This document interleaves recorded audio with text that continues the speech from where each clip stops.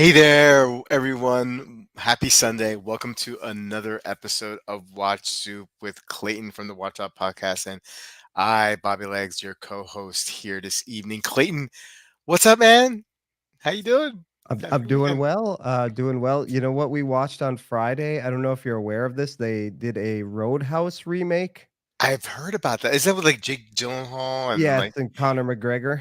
yeah, God, Rick It, Gregerson? I didn't know that. oh man, yeah, it's bad. We're big fans of the original. I think it's like my wife's favorite movie, and we Yeah. decided to give this a go. And we almost turned it off halfway. Put the original on to restore Oh, our faith in humanity. Like it's oh wow. bad. It gets a little better as it goes, but oh man, it's like I don't wanna give any spoilers if people watch it or if people liked it. Yeah, yeah, Maybe yeah. we're too into the original and blinded by that to, like, enjoy this, but, Yeah.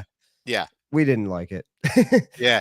Well, I mean, I probably wouldn't have seen it, but I'm definitely not gonna see it now. But yeah, me and Mrs. Legs, we've been um, we saw the Daredevil, the Marvel version, the season, the series. We finished that, and then we're moving on to Punisher.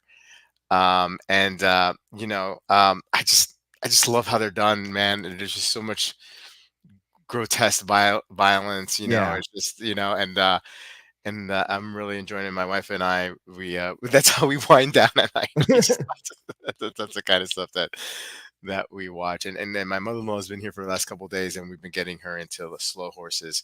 I don't know if you ever got the chance to see that You one. know, I tried watching the first episode and I had a little trouble. I don't think I was in the right mind frame, so I need to give it another shot. I Yes. wasn't 100% paying attention, and I think that was Yeah. my problem. You have to get through the first episode's a little. I had the same. I stuck with it because I really like Gary Oldman and I like the spy stuff. And the first episode is a little slow, Yeah. for sure, but it picks up, and then I feel like the second season's even better, and the third season's is pretty good. Okay. So give it another shot for sure. I know there's a lot of fans of that show here on the chat this evening. Hey, what do you got on wrist I'm tonight? wearing the chicken tonight.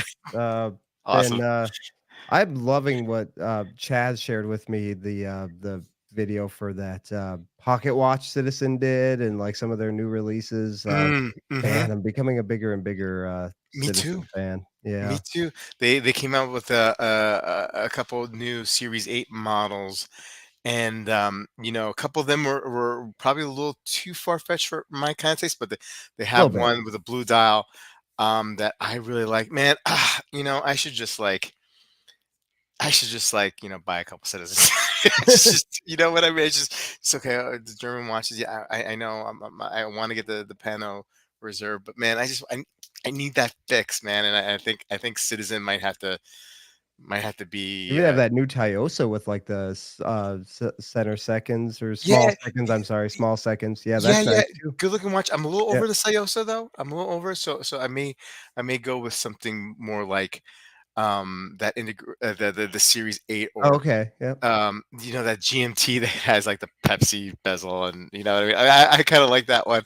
Yep. Of course, the watch you have is great too. Oh man, maybe I just need to like get a little side. No, I don't. I don't need to be sidetracked. But maybe I just do a little Citizen sub collection for Yeah, the I mean, summer. I have 2. I have the Unite Pro Master with, like, the really pretty dial, and then I have this one, and, there's a big price gulf between those 2, but I love them equally. Yeah, Yeah, they're just, they're an awesome brand, very underrated. I hope absolutely. the Chrono Masters and the Citizens sort of take off in the States. I think it's I quite a think they can. shock to a lot I of think they can. people that Yeah, there's a higher end yeah. branch of Citizen at all. Yeah, So, yeah, yeah. That's the thing. Like once because they've marketed the affordable for so long, it's like a mall watch almost. Like uh, yeah. once people get over that hump, that wait a second, wait, Citizen makes like really, really, really nice watches. Really, they do. Once they get over that, I think you'll see that market open up because while like your watch, the Chrono or the Citizen is not necessarily up to par with Grand Seiko. It's very, very close. It's close, yeah, Very close, close. and a friendlier price point too, in some cases. Well, even I mean, not to go on too much about this, No, but it's the fine. quartz movement, I mean, you can argue it's a perpetual Yeah, calendar, yeah, it's yeah, yeah, yeah. solar, like, Mhm. compared to the 9F. Now, Right. finishing-wise, it's you're That's the right, thing. It's but not yes, quite there with the finishing, right. but it's close enough. Close It's close enough. enough. Yeah. Yeah. Um, hey, let's say hello to chat before we get into the soup. Hey, Mizone is first and James is second. Hi, guys. Good to see you. Mr. Wilson's here. Wayben wearing his Atelier when again tonight. Good looking watch. Speaking of Chaz, there he is. Chaz from the Berg. Bruno, some movies should be never remade. It's true. Oh, Agreed, right? they're remaking The Neverending Story. Oh, yeah, I heard about that. Yeah, Oh, yeah, yeah. Cowboy Swami, what's up? Hey, Rob, Mountain Standard Time is here. Good to see you. Mr. Caliber, what's going on? Hey, Joey B, hey now. What is up? Hey, Chaz, I'm trying to influence someone to get a Citizen Pocket Watch so I don't have to, Clayton. you know what, Chaz? I think we just co-buy it. Yeah, We figure yeah. out a way to, like, co-ownership. Hey, way better. Maybe you could try Yeah, ownership. Yeah, three-way. yeah. Yeah, There you go. three-way ownership. Um, let's see here. Maybe the new flagship in New York. Yeah, and this is that's true. The new Yep. flagship store. Maybe that'll help them out for I sure. wanna go there. Yeah, I do too. I Yeah. do too. All right. So hey, let's get right into soup. We got three videos this evening. Hey, Clayton, let's start off with Fratello. Fratello talks. Cut the excuses and just enjoy watches. Tell us about this one, Clayton. Yeah, so this was a long video, so I'm gonna do my best to sort of, cut it short here where I can. Hmm. This resonated because I do this a lot. The more or the less and less I buy watches, the more, like, critical I am and nitpicky because if I wasn't, I feel like I would just buy the way I don't want to, which is uncontrollably, which I'm trying to work on really hard. So Yeah. I feel like I kind of have to nitpick all the time. But yeah, Nacho, Lex, and RJ from Fratello are in this video, and they're talking about the excuses people make for not buying watches. Right? RJ said they see a lot of comments on their social media, Instagram, Facebook, people making excuses why not to buy a watch. Price obviously is the most common one, right? We price is a barrier for a lot Hmm. of us. They talk about the Piaget Polo 79 price tag of 73,000 USD. People feel disconnected from that price. They complain about it. He then asked some people, "Would you buy it if it was 40,000? Is that better for you?" And they said, "No, we still wouldn't buy it." He's like, "Well, why do you care then? What's the difference between if it's 70,000 or 40,000? It's unreachable for most of us, right? So why would you care?" Um, watch diameter is another big excuse that we look at. Lug to lug might be for me. That's one I focus on. Water resistance. Are you going to swim with your watch? No. Then why do you care about water resistance? Yeah. Well, people are Yeah. afraid to even walk in the rain with a Speedmaster, right? Only that 50 meters of water resistance or whatever it is. Cover it with that sleeve and run through the rain as fast as you can. Make sure your umbrella is covering everything so your watch it can handle it.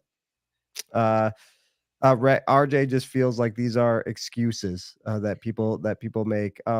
Lex said it's almost like people are putting a gun to our heads and making us tell them why we don't want to buy a watch. We don't have to buy everything we see, even though with social media and our Hmm. friendships and YouTube videos, we're consumers of YouTube. Me sometimes all day long, just while I'm working. So that need to like feel like you fit in and buy, like we feel like we need to buy everything. You don't have to make an excuse why you don't want to buy it. They said it's simply okay just to not want to buy it. RJ said it's almost like a false pressure that people put on themselves. And then Nacho added that, we say things like, I like to watch, but it's too expensive. I like to watch, but it's too thick. He thinks every time there's an article about a new watch, people feel they just need to have it to justify to feel like they belong. And if they can't or won't, they have to come up with excuses. So people will, I don't know, think they're still fitting in, but they don't want that watch. Um, we don't have to buy every watch, and we also don't have to come up with reasons to. It's a very opinionated hobby, right? We're on something like this, we give our opinions. We're on our Discords or Facebook groups, we give our opinions. Everything is about secondary price and buying right now. Ownership is in the background. Uh, the price we can get it for, the price we can sell it for is something we focus a lot on. Ownership is way down the list of importance. RJ said that was not the case 10 or 15 years ago. Price was never a topic in the early days of talking about watches online. But with the prices skyrocketing through COVID, it's obviously a major talking point now. The rise in excuse making and the steep price increase seem to go hand in hand, and they think there might be some correlation there, right? Um, we used to be buyers, but with the high prices, we're more observers now. So we're just critics of everything, and we're not buying so much. We probably wouldn't buy the watches we complain about anyway, but we still complain about them. Yeah. Uh, Flippers are on the rise. We buy the hottest hype watch. Been guilty of this myself many times. Then 2 weeks or 2 months later, we sell it for a loss to move on to the next hot watch that is all over our YouTube and Instagram. Um, if we keep doing that, we're going to lose money. Obviously, if you do that with cars, you might lose a lot more money than you will on watches, but still losing money. It's motivated by FOMO. Guilty again, guilty as charged about this. I feel like there have been a few watches where I feel like I'm missing the boat if I don't get this. I better just get it. I'll be able Hmm. to sell it. I'll maybe even make money. That's not usually what happens. I always offer it for a lower price and lose money. Um, we feel like I guess we're not part of the scene unless we get to like handle and own all of these watches sometimes. There's social media, Facebook pressure to keep up with the Joneses. Um, I identified with this big time. Nacho added that there's people who make their watch collecting lives more difficult by putting these impossible barriers on the watches they buy. Like if it doesn't have sapphire crystal or 100 meters water resistance, I'm just not going to buy it, even if I Hmm. like Hmm. it. Right? RJ thinks you should look at a watch first and fall in love with it, and then look at the specs, and not the other way around. If he loves a watch and it's 30 meters water resistance, if he likes it enough, he's gonna buy it, and who cares, right? And I have that. The Moser's not 30 watt. The Moser's 30 meters water resistance. I don't even think about it. I'll cover it if I'm out in the rain, but eh, eh, it's gonna be fine. They talk about the Ploprof and how well it wears for its size, and that often we just look at diameter and say that's too big or that's too small, and completely disregard it without trying it on. Nacho bought a Pam and a Breitling, and on paper the dimensions are huge for him, but it works. They're big tool watches. They should be big, and they wear better than their size indicates. And we're wrapping up here. Um, People focus on the specs that are widely accepted on YouTube and don't feel like they can deviate Hmm. from those because of what other enthusiasts might say. This is long, so I'm gonna skip through some things I wrote. The last part that I thought was funny was when they talk about the Seiko SPB upgrades, that new SJE diver, like kind of the update to the SPB 143 and the Yeah. like. Um, they made some really great advancements on that watch. Thinner, new movement, so longer Hmm. power reserve, thinner movement. They upgraded the case, and all anyone focused on, and I definitely did this because I do not like the porthole 430 date. That's all I looked at. I didn't even read about anything else. That I hate the date window. I hate it. And also the 3 days being printed on the dial. Seiko actually took a watch that was already a good seller for them and made it better. Like listened to some enthusiasts and actually made it a little more wearable and and just a better watch overall. And all we could focus on was the date window placement, excuse making. Right. Yeah. So how'd you feel about this? Did you identify with any of this? I certainly did. Absolutely. It just made me realize, what lies we tell ourselves, right? Not Right. necessarily lies, but I mean, I know that's an expression, but what we will tell ourselves anything to convince ourselves that we don't want something or we don't want something, right? And it's so subtle, Clayton, right? It's so subtle. We don't even realize that we're doing it when we're doing it, and then like only after a fact, when you do an autopsy, you realize, okay, I totally did that to myself. Um, and I think a lot of it is just like hearing the repetition. Okay, you need a sapphire crystal, right? You need to have, it has to be at least 100 meters water resistant, right? Because if you go into the pool with your watch, or 200 meters water resistant, like, like, and these are some of the things that, before I got into the YouTube rabbit hole of watch content, like, I didn't really think about it too much. You Right. know what I mean? Like, I Same didn't really here. think about those things, you know? And look, not to say that, all of it is is bad information. I've learned a lot of good things by researching, hearing other people's opinions, trying to formulate my own opinions based on that. But I feel like that it's very easy for me and for a lot of people to get into that mind frame, to come up with excuses why we wouldn't buy a watch. Maybe we just don't like it. We don't have the money. Okay, so like, why do I have to tell myself some of these other things? Why can't I just be like satisfied by saying like, yeah, it's great. I can't buy every single watch. I need to be more discerning, and but maybe not at this time you Right. know so a lot of identification into the psychology of why we give excuses here, and I really appreciate that, because I need to be reminded of this. I need to be reminded I do this to myself, and it's totally unnecessary. It's just totally unnecessary. What do you think? Yeah, I mean, I do this. Like I said, I am a little more discerning now just because I don't want to spend as much. So a watch really has to kind of hit the things I'm looking for, which are like everyday wearability. Like maybe I won't wear it every day, but I could if I wanted to. At this point in my career, or in career collecting, this is what I'm looking for. Something horologically interesting. Just because I've owned so many watches now. I'm looking for something a little out there or different, Hmm. and that can mean any number of things. Micro rotors, horologically interesting, high accuracy quartzes. Yeah, I love that new Breitling Aerospace. That might be my next watch, the Orbiter, the orange one. yeah, yeah, yeah. So I find that to be very interesting. A piece of that balloon is actually in the case back, the balloon it's celebrating, which Interesting. is so cool. Yeah. So anything like that. So yeah. But gosh, I used to like I did not like Cartier when I got into the hobby. I thought they were like stodgy, stuffy Yeah. watches. Yeah. Yeah. And then I tried them on and mind blown, and I've owned 2. So Yeah. it getting hands-on with the and they Hmm. talk about it in one of the parts I edited out here, that, they have an advantage as journalists of seeing these watches, and, readers often don't get that advantage. So readers we're just going on what they're saying and, images of the watch and videos we may have seen. So, boy, yeah, getting hands-on with these watches is just so important.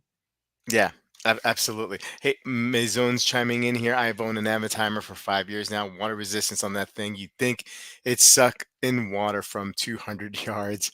Watch Bruno says watch thickness is overrated. I agree. I've owned a 38.5 millimeter watch that was 16 millimeters thick, chronograph, and never had a problem. Maison saying for me, I've had a rough plan on what to buy. If I choose not to buy something, it's because I'm sticking to a plan. Watch Maison is also saying watch size is something I mentioned at the 42 millimeter 50 fathoms in the comments of Bobby's Watch Week Roundup.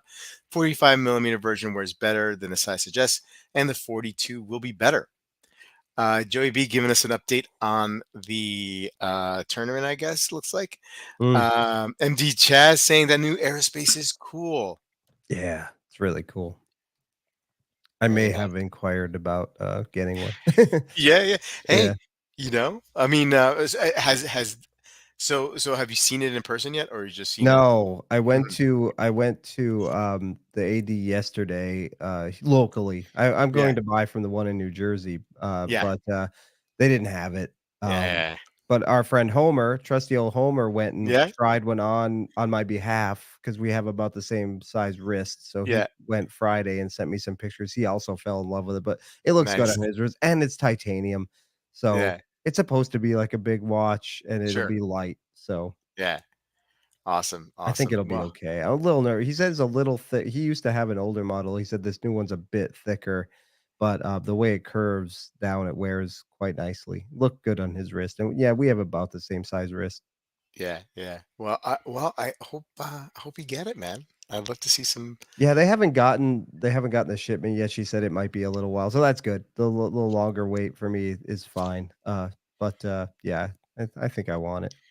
Chaz likes the orange. He approves. Yes. He approves. Okay, so let's move on to the next video, and that is watch the Mad Watch Collector. Our friend Russ.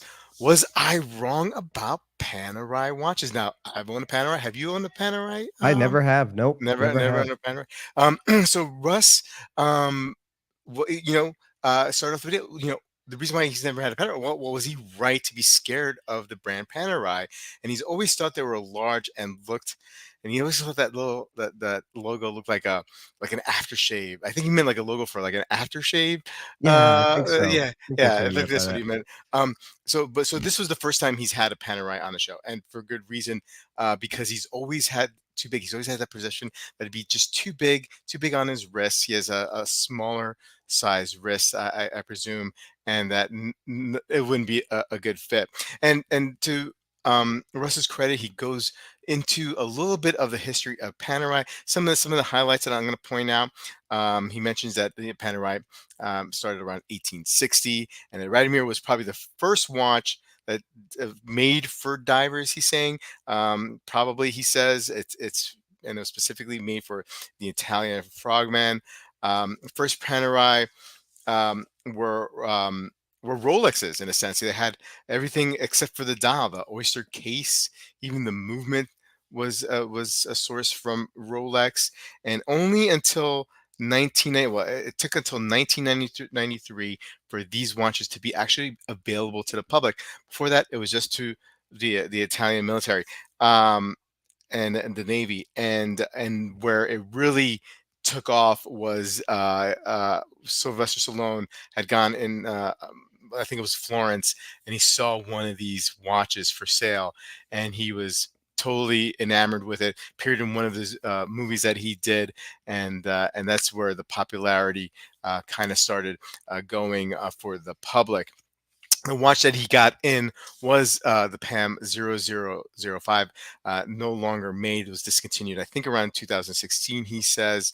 It is a Luminor. Oh, just to also mention, he talked about the history of some of the loom that they've used. Mm, The Radomir had was named after the loom, and that loom was a little tricky, a little dangerous, because if you got close counter to it, I mean, it could affect you. So then they moved to Luminor, which is more of a tritium based, I think, and then now they use C3 Luminova for their watches. But the so he got into the 005, and he liked it. He got some very much some tactical vibes from it. He got it feels like an instrument, but still hadn't put it on right at this point of the video. So he was worried about the fit, and and he goes through some of the specs of the watch, which we're not going to go through here, but he eventually puts it on and is surprised about how it fits on his wrist. It's not as as grotesquely huge as he thought it would be. It's big. Don't get me wrong. It was big, and he felt like it was big, but it's supposed to be big, right? Pams are supposed to be, these oversized yeah. watch with a distinct look on it. Um, but admittedly, he said he probably won't get one. He probably will never buy one. But it's definitely a proper watch. And of course, he threw in his wife did a review on it, or her notes, and said that she didn't like it. She didn't like the way it looked, and she thought the logo looked like a martini logo. Okay. Yeah. Fair enough. Fair enough. Hey, look, as an owner of a Panerai, I've had my Luminor for a very long time. Pretty much close to same dimensions as the one that he had, a 44 millimeter case. It's rather thick. I mean, it's got the ETA 68 6498 in it, and it has that crown guard that's very very distinct. Panerai. I love the watch. As somebody who goes through a lot of watches and buys and sells them. The Panerai has stayed in the collection, Yeah. and it's because it's so distinct. I have nothing like it, and does bring a smile to my face. Clayton, has there ever been a watch? and I'm gonna surprise you with this one. I probably should have warned you that I was gonna ask you this Oh, question. that's okay. I Is there like to. anybody like a brand or watch that you were like, no way, no way, it's for me? And I think you may have alluded to like Cartier, but having Yeah. this that kind of feeling. But is there anything other than Cartier that you said no way until you got one in hand? Oh, yes. Yeah, Cartier was the I vehemently hated Cartier. I was shocked. And I remember I had money to burn and I went to my local like watch dealer and they had some used Santos and other Cartier and it was between a few watches, and I just kept coming back to the Mm, Santos, and I said, "I can't believe I like this mhm. Santos." Yeah, And yeah, I went with it.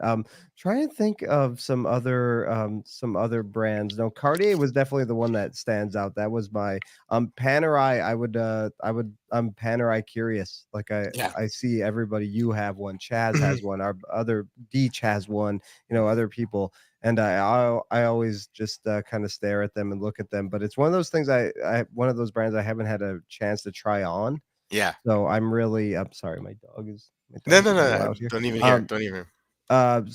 yeah, it's, one of those brands I would like some more wrist time with Mm, before I jump in, but they're mhm. cool. Yeah, Yeah.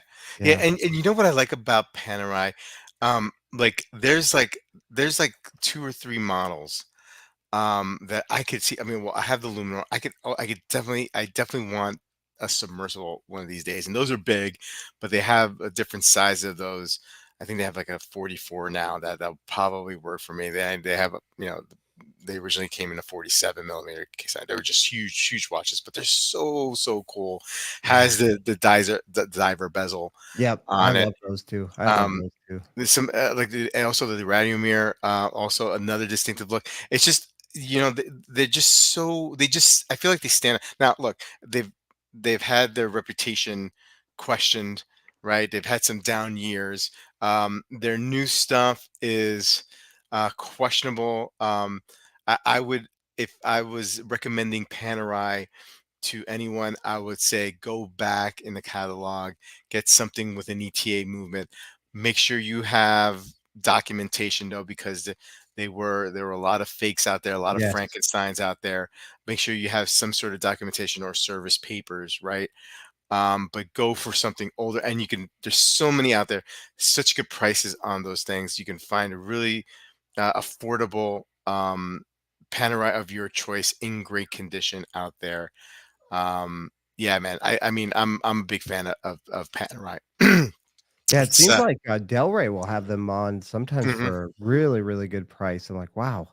It's like, Yeah, it might be worth a gamble, but again, yeah, I don't know, it's one of those brands that I don't know, they always seem I like them, but, like, yeah, yeah. back to the first video, I the size and just the way it's gonna fit me, but I thought that watch looked really great on Russell's I wrist, I didn't I it? think it did too. When he had it on, I was like, "Oh, wow, that fits him well." I He think it did must too. have a flatter wrist, because it Yeah, looked I mean, the lugs weren't really, like, over it was yeah. kinda hard to tell in the video, but I don't they didn't look like they were really going over his wrist even. No, no, and look, I mean, like, and if it's too big, and if it's a weight issue, you can get it in titanium. They have titanium cases out there. Like, I mean, I think there's just so many options out there. And depending on the model, they do were smaller. And I mean, like you'll still have a big dial face, right? Because the diameter is big, but it'll sit on your wrist. That cushion case. I mean, I think it's just people underestimate how Panerais will fit them. They often will rule them out because they see the specs and it scares them off. Until you try them, and I guarantee you, like if you Clayton, if you find them aesthetically attractive now, and then you try one and you'll see, and you have a risk a little bigger than mine. It's going to be totally fine. You're going to be a convert. I guarantee you'll be a Yeah, big fan. And look, it if you go pre-owned, and you buy it well, um, and it turns out that it's not for you. I don't think you have that much downside there. Where you probably could sell it relatively easily and recoup most or all of your money, depending on how well you buy. That's the key. You always, Low yeah, risk. Yeah. yeah, yeah. I think it's low risk. I think if you buy extremely well, I mean that's true for everything, right? But I mean, like if you find the one you like at a really good price and you want to take a chance, do it, and then I'm sure you'll find a buyer anyway if it doesn't work out for you. The thing That's all about I'm saying. Panerai, and this is almost, I've really never encountered this with any other brand, even Rolex, really.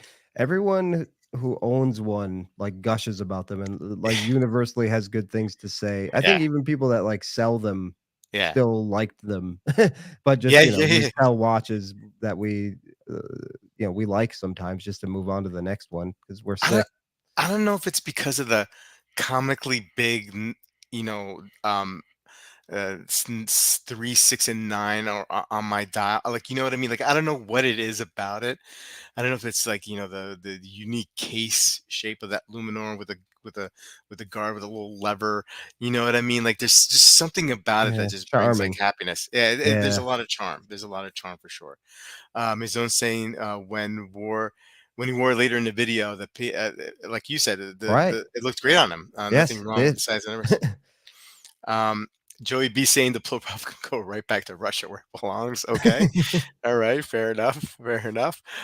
James said, I would buy a 42 millimeter submersible if the bezel did not rattle. Yeah, I've heard Oh, was that a some thing? I've heard that before. I've never had that experience, but I'm sure, I'm sure people have had that experience. Yeah. Anyway, I didn't yeah. also So know those models were named after the loom.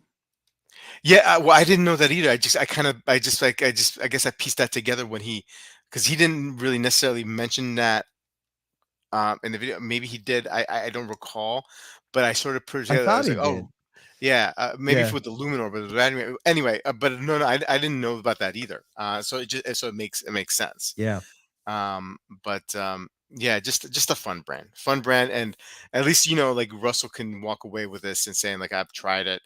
Okay, Yes. it's not for him, me, but it's a lot better than I thought it would be. I think that's where he's going to come off of this, saying that it's like you said, it's a proper watch.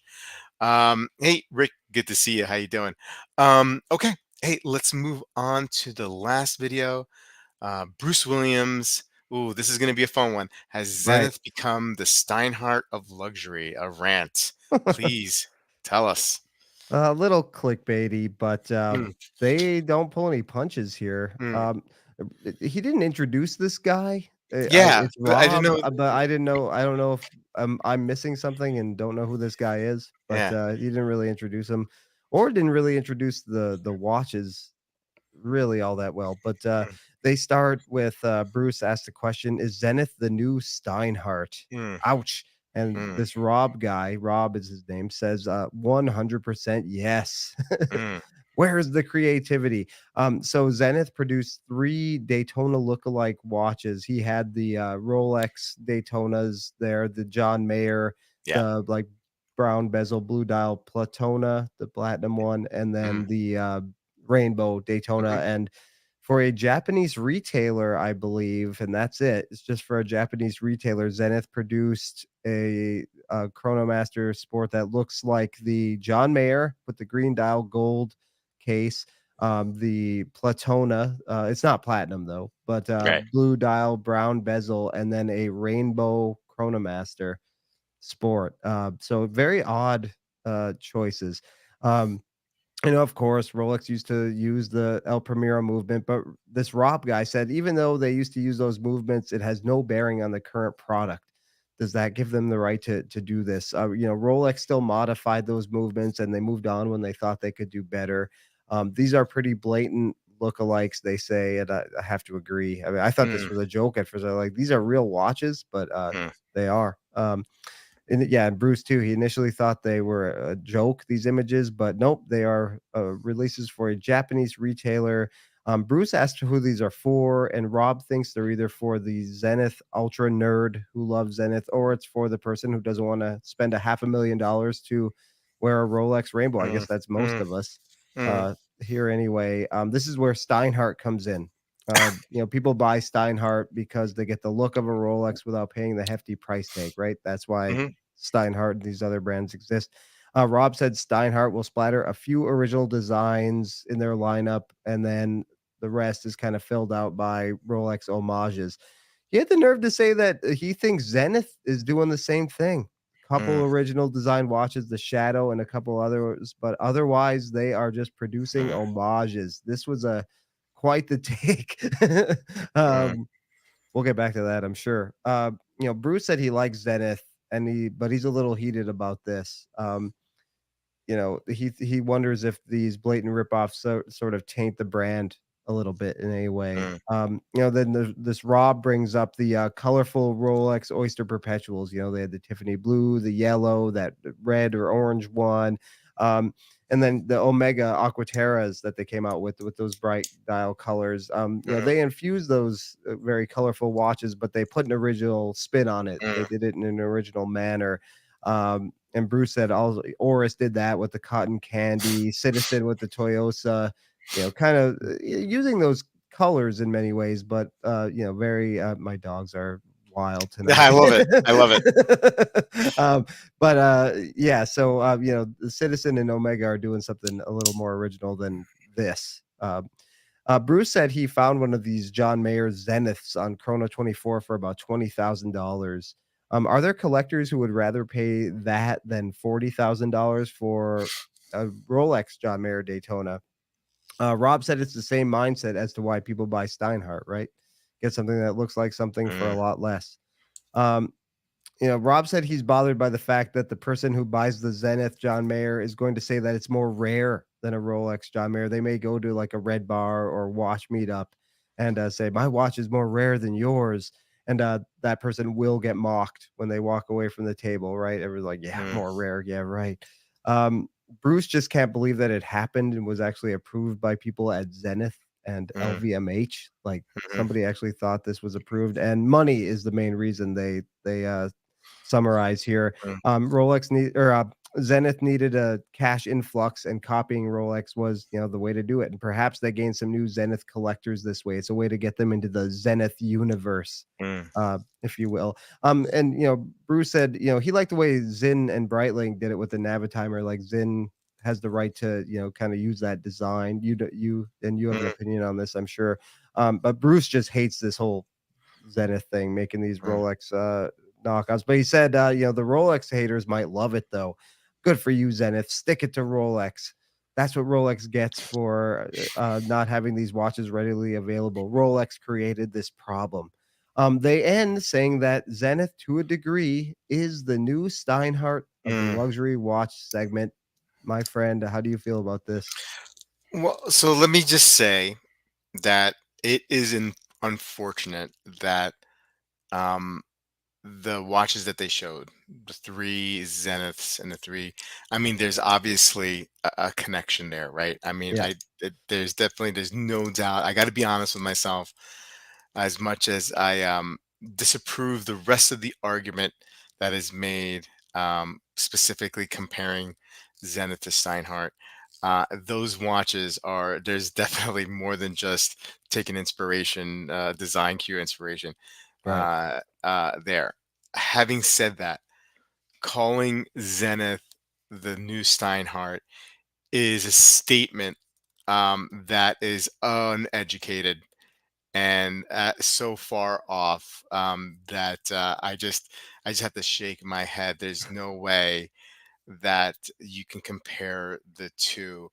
Now I know they don't mean like an apples to apples comparison, Zenith right, and Steinhardt. I get that, but but Steinhardt is all about the homage watch.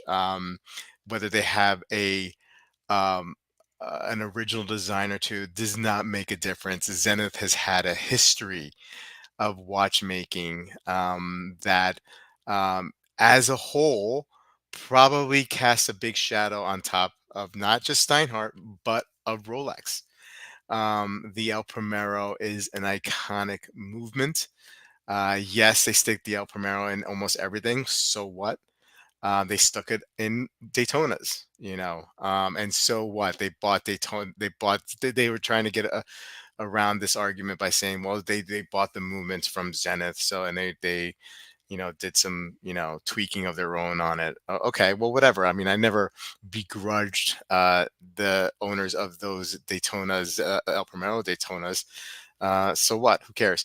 But to call them like a Steinhart is just insulting, because that just ignores the whole history of Zenith and what they've done for watchmaking and their current lineup, which is not all I homage. was confused by that statement. Yeah, Yeah. yeah. I think it was a clickbait. I think they're trying to just, get some views for this guy who, I mean, I don't know who this guy is.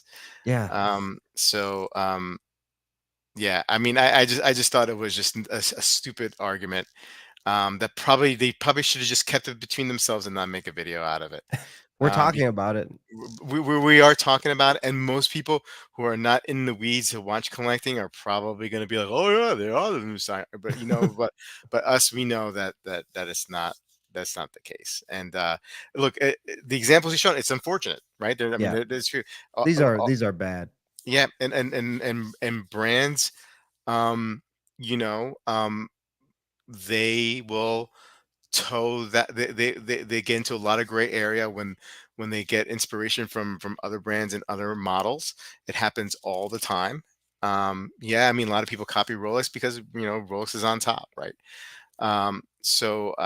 Yeah, I mean, I don't have any beef with that. I just like, the comparison with Steinhardt is just ridiculous. What do you think, This is Clayton? for from what I can gather in a little bit of looking around, this is for a Japanese retailer. So they are probably paying Zenith money. That's what this is what they wanted, right? They Hmm, probably hmm, like Zenith is probably making true. out on this deal, and they said we Yeah, want watches that look like Rolexes yeah, yeah, yeah, that yeah, yeah. are Good available and point. people can Good buy. point. This is not a Hmm, worldwide release. hmm, I mean, they would deserve to get panned if this was, hmm. came out in every country Like a globally and production, like a right, like a regular production models, but yeah. this is for a very small market. I'd never Hmm, even heard of these until this video. hmm. I don't know if anybody else had, but, so, yeah, I'm not a big I think I've talked about it before on here. I'm not Zenith isn't a brand that does much for me, Mhm. and as a Lions fan, making an Aaron Rodgers watch is even more offensive than these, to me. But, yeah, yeah, they're not production run. It's for a Japanese, Yeah. company. Bruce had some, I think, legitimate arguments, but this Rob guy was making only 1 or 2 original models, and the rest of their lineup is filled out by homages, like, Yeah, yeah, yeah, yeah. I No, didn't get he that. doesn't he doesn't know he doesn't know, Zenith. He Yeah, doesn't he I yeah, may not be a huge fan of the brand, but even I'm not gonna s I would never say that, that's ridiculous. yeah. Chess saying Bruce Williams, never heard of her. Hobby Bobby, I initially thought Bruce was interviewing himself in some video editing trick. I thought so. I thought that too for a second, Hobby. Yeah, they I did was look like, a little similar, except because they were so other far guy had away on the normal table. hair. Yeah, yeah, yeah, Yeah, and they were so far away in the table. I know they had to fit the image in the middle, but it felt like it was like enough yeah, space to do like a copy and paste, like a split screen. Like, yeah, right. it was. Um, Maison saying those do look a lot like Daytona, but only in the face shots. When you see those Chronomaster Sports from any other angle, they look different than the Zeniths. They look different with the Zeniths not having a spelt thin case. I do like the hair. Gotta admire embracing the hair. Zenith is what it is. Some good stuff, but also some hum releases. In most cases, best to buy pre-owned. Agreed. Zenith should have really be the heritage brand in the LVH lineup. Let Tag do sports watches. Hublot chase the AP aesthetic. I consider buying one of the regular Chronomaster Sports, but not because it looks like a Daytona. But that's years off. Um, Zenith the Steinhart question mark, but the regular ones have the Zenith have the classic Zenith tricolor overlapping subdials, which is unique to Zenith. Yes, sir. Um, I think that guy was one of Zenith's designers. Um, Joey B. Zenith should go back to selling American-made color television singer. Uh, I saw an article from The Onion once that, Zenith was joining the, video game wars, and Zenith was coming out with, like, their own, like, PlayStation. I can't remember what they called it, but it's hilarious. game console, the Zenith, Uh, whatever it was called. That's so funny. Joey B saying we had a 25-inch TV that took up half of our living room. Yeah, yeah. I think we actually we did have a Zenith TV growing up. I had one, and I was so confused when my watchmaker buddies were saying, "Oh, you gotta," years ago when they were like, "You gotta get an El Primero, Zenith El Primero." I'm like, "Wait, like the TV maker?" I'm like, "Yeah, No, those were very good. Not yeah, buying that.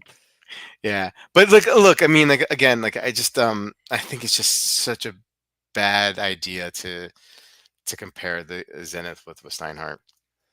Yeah, You know, it was they're not the Steinhart of I mean, do other brands use these movements anymore? Do they give these, El Primero movements to other brands? well, I know they've had. I mean, I don't know currently. Probably. I mean, I wouldn't be Yeah, surprised. I mean, yeah, look. I'm not uh, that like I wouldn't know that per se. I mean, I'm sure there's people in the chat that know that for sure. But historically, I mean, the El they Primero have, movement yeah, has been in a lot of yeah. brands have purchased that movement Even and if put it they on their don't, watches. to, like, completely disregard that side of Hmm. Zenith and just Hmm. call them a homage brand essentially with 1 Yeah. or 2 original designs, like, come on, man. Yeah, yeah, and I think one of them may have mentioned like we're not they or alluded to the fact that they weren't really talking about like the Zenith of old, but the Zenith of now. Even the Zenith of now is not Yeah, even close to an homage brand. You know what I mean? And and like the quality of the craftsmanship, the finishing, the movements. I mean, like there's no comparison. There's no right. comparison. Um, yeah, it's just a really an unfortunate and total clickbait. And what can I say? I have a Um, friend, who has the white dial Zenith, Chronomaster Sport that everyone thought looked like a Daytona, and, yeah, he said, "I always thought I bought it because it wasn't a Daytona and it looked different enough," but he's like, "These are I love that watch, but at the same mhm, time, these are not good releases for them." yeah, yeah. I agree. I agree. But small segment. For this is for what I mean. I guess. So I'll give them a pass on that because it's not going to be a production model. Right, right. But anyway, yeah, it's just and it's unfortunate that they're so similar. But I mean, again, to call them an homage brand is kind of crazy. Yeah, Wilson saying that the Zenith movements are still Yes. being used in non Zenith watches. Okay. It's time for Sanyo to Yes. make a comeback. Oh Pulling gosh. pulling from the depths of obscure. Westinghouse Yeah, Westinghouse, yeah, yeah. RCA. Uh, RCA. yeah. Um, well, hey, Clean, we made it through another episode, Yeah, got through another pretty quickly. Sunday. Got them through even quickly, even though we bumped it up to 2 to 3 videos. I still like what we're doing here. Next week I'll take care of 2 videos for you, Yes. and you do the one. We'll switch it off like that. Hey, chat, great to have you on board this evening. Love the back and forth, and the show. It wouldn't be a show without you guys for sure. Yes, thank Um, you. Clean, anything coming up? I know you just released something on your podcast Yeah, hopefully recently. this week. Yeah, Hopefully I have one. I just have to I didn't get around to it this weekend. yeah. Yesterday ended up being, just a washout of a day, and then we Oh had a yeah, few well, things going rain. on. You got rain Oh, too, right? I mean, like that's so 3 inches. yeah, Yeah, crazy yeah. amount of water in a short period of Did you time. get water in your basement or anything? Yeah, a little Yeah, bit, but I mean, that's like it's because it just so much came down at one yeah, shot. We had some rain last week, over a couple of days, but it didn't saturate the ground, so it didn't have an issue. But when you have like 3 inches in like 12 hours, like yeah, what are you gonna do? yep, yep. So not the end of the world. Well, anyway, yeah, looking forward to whatever you put out this week. And guys, don't forget, stream on Tuesday night on the other channel, and we'll see you guys next Sunday for another episode of Watch Soup. Have a good night, all. Have a great week.